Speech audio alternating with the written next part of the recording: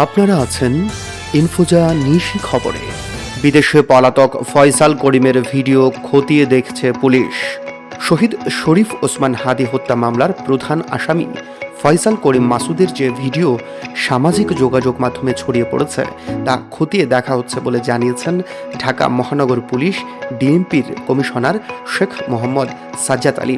সাজ্জাদ আলী আজ শনিবার দুপুরে ঢাকা রিপোর্টার্স ইউনিটির মিলনায়তনে ক্র্যাব বেস্ট রিপোর্টিং অ্যাওয়ার্ড 2025 অনুষ্ঠানে এক প্রশ্নের জবাবে একথা জানান।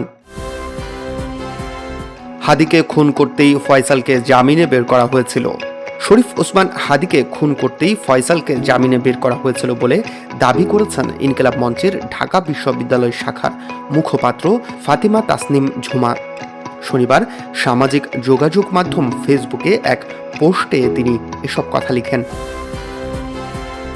পোস্টাল ব্যালটে ভোট দানের ছবি ভিডিও শেয়ার করলেই এনআইডি ব্লক।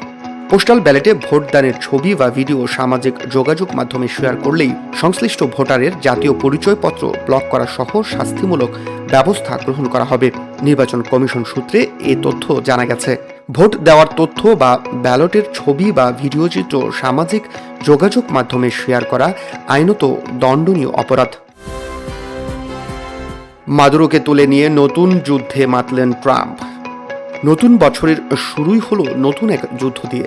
শনিবার যুক্তরাষ্ট্র ভেনিজুয়েলার ভেতরে বিমান হামলা চালিয়েছে। একাধিক লক্ষ্যবস্তুকে আঘাত হানা হয়েছে।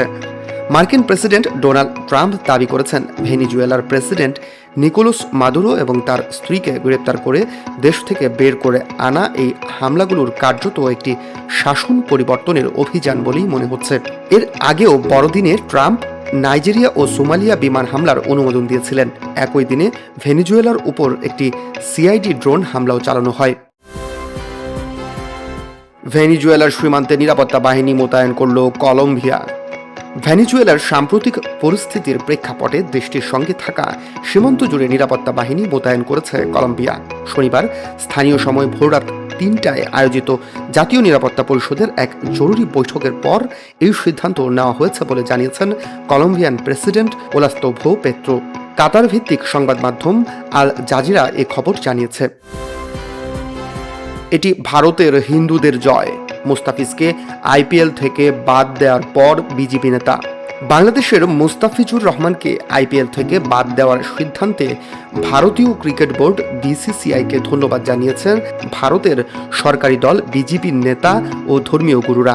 বিজেপি নেতা সঙ্গীত সোম বলেছেন, এটি পুরো ভারতের হিন্দুদের জয়। দর্শক, এতক্ষণ আপনারা ছিলেন ইনফোজা নিশি খবরে।